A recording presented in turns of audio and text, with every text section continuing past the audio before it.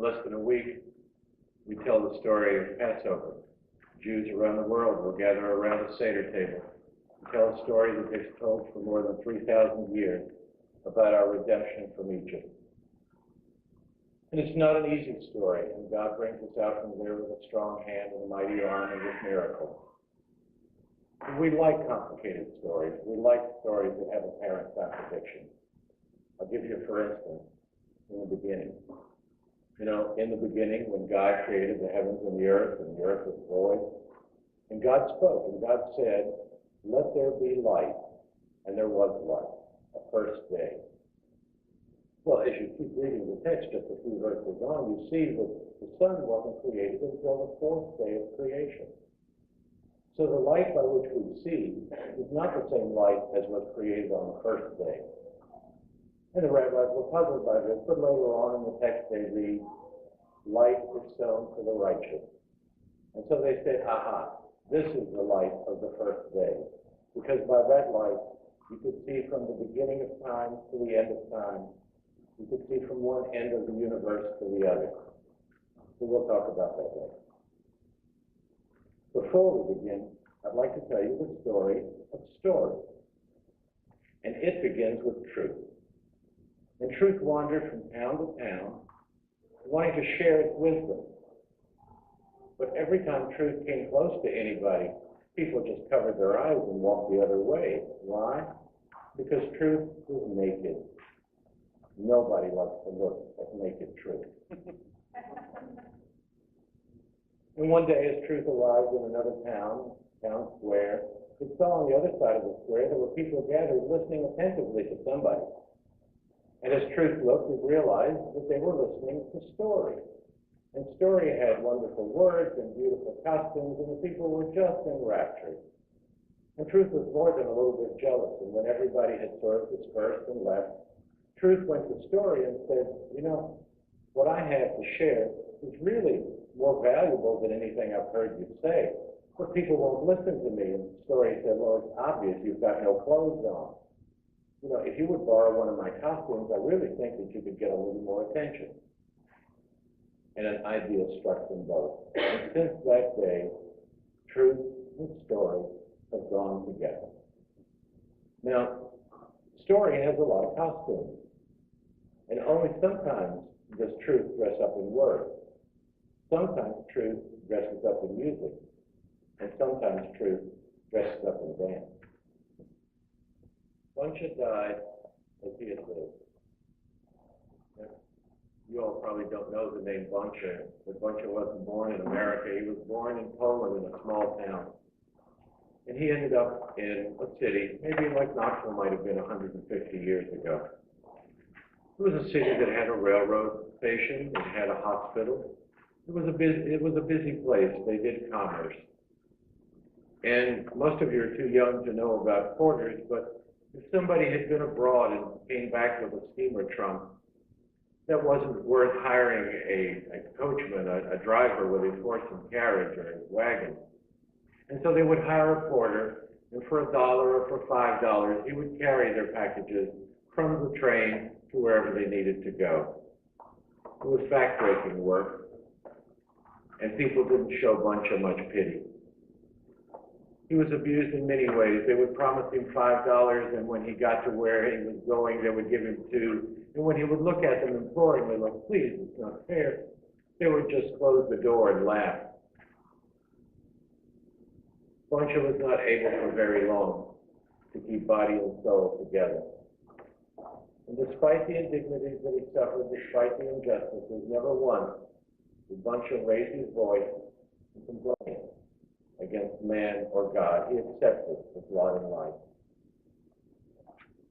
And by the time that they found Buncha and took him to the hospital, it was too little, too late.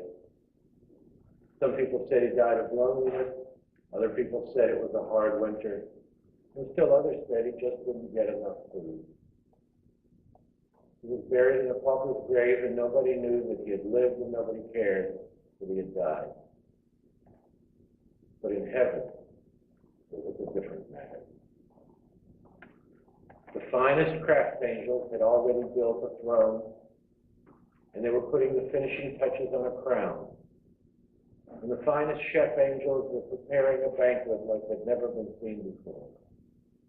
Now, two of the saints who had already arrived in heaven saw all the commotion and asked, "What's going on?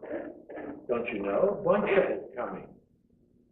Well, with more than a little jealousy in their voices, they said, "But the trial hasn't even happened yet, and everyone has to submit to the trial. We know that everyone stands in judgment." And they were told, "Please, in Buncha's case, it's just a formality." Buncha arrived, and our father Abraham himself came out to greet him. "Shalom Aleichem, peace be unto you." Buncha thought that he was dreaming. He had dreamt often before, but he awoke each morning feeling only more miserable than he had the day before. He couldn't even raise his head at the light splendor that he saw around him. And the heavenly tribunal was convened, and the judge sat and called the room to order. And as in every trial, there's a defending angel and a prosecuting angel. And the defending angel began. And Buncha was 8 days old, like every Jewish male. He was brought to circumcision. But the knife slipped, and there was bleeding. At this point, the prosecuting angel interrupted and said, "Please, we do not need this level of detail." But the defending angel said, "We do, because even on that occasion, Buncha did not scream, he did not cry out. When his mother died when he was 13 years old, his father remarried a woman even worse than he. They were both drunk. Within the year, Buncha had been pushed out of the house because his stepmother resented every bit of food that the boy ate. And he was told to make his own way. He had no education, he had no trade. And he drifted like a leaf on the wind until he arrived at a city. And there he tried to make a living as a porter. But you all know the story. You know what happened to him. And most importantly, you know that never in all that time, despite the indignities, despite the injustice, never once did Buncha raise his voice in complaint against man or God.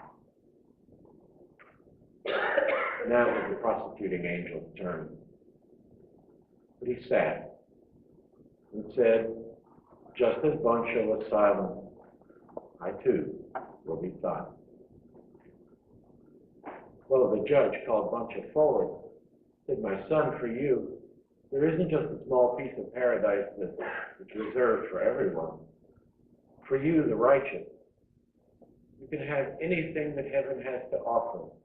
The light that was stowed away, the light by which you can see from one end of the universe to the other, from the beginning to the end of time. Anything in heaven that you want to know, anything that you want, is yours just for the asking." Buncha finally looked up and said, "I think they're talking about me." And he looked at the judge and said, "For breakfast, could I have warm rolls and butter?" The angels hung their heads in shame.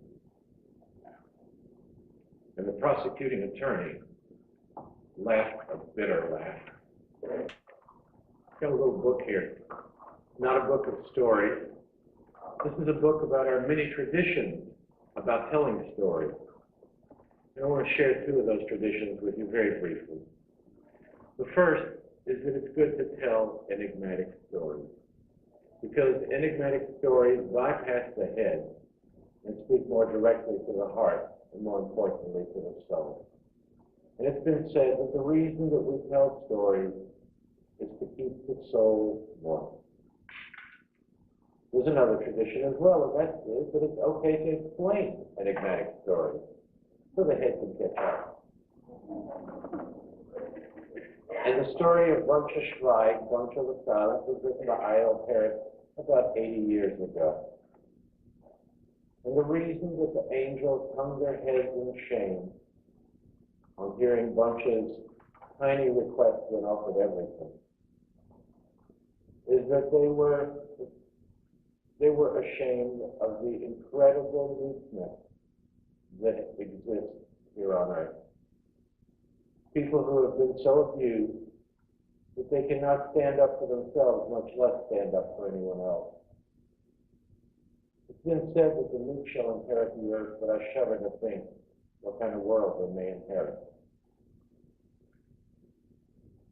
Degradation is easy. Redemption is hard. Because redemption can't be redemption just for Christians or just for Jews. Redemption has to be for everyone, regardless of their faith, and even for those who have no faith at all. We may be waiting a long time for a miracle big enough to accomplish that. But in the meantime, let me share a small notion of what redemption might be. It's a story told by Martin Buber of a young boy, a child, first learning the Hebrew alphabet and sees all the strange characters on the page. The child looks at the easiest one, which to the child appears like just a dot, a point. Teacher, is this a letter? Yes, it is. What is it? It's the letter Yud. It's a Y sound. And does it mean anything? Oh, it means a great deal, because Yud stands for the number 10. And you know how important 10 is. We have 10 commandments. And we have the 10 utterances, the 10 sayings of creation that brought the world into being. But most important, the Yud stands for that special spark, that special point of divine that exists in everyone and makes everyone of equal value, for no person can live the life of another. And the child looks on the page and sees that there are two dots side by side. And is that a word? Yes, that's a word. That's a very important word, because when two of these sparks stand side by side, that's the name of God. And the child looks across the page and sees that there are 2 points together all over the page. Look, teacher, there's God's name written everywhere. Teacher smiled and said, no. In those places, you see that 2 dots, one over the other. And that designates the end of a sentence. And so it is. When 2 essential sparks stand one over the other, there is only separation. And when 2 dots stand side by side, when 2 essential beings stand side by side, then we have God. And as I was thinking about this story, it occurred to me that there is such a wonderful parallel in the English, out of the Christian tradition, that so closely mirrors this that it was surprising to me. Whenever 2 or more of us are gathered in His name,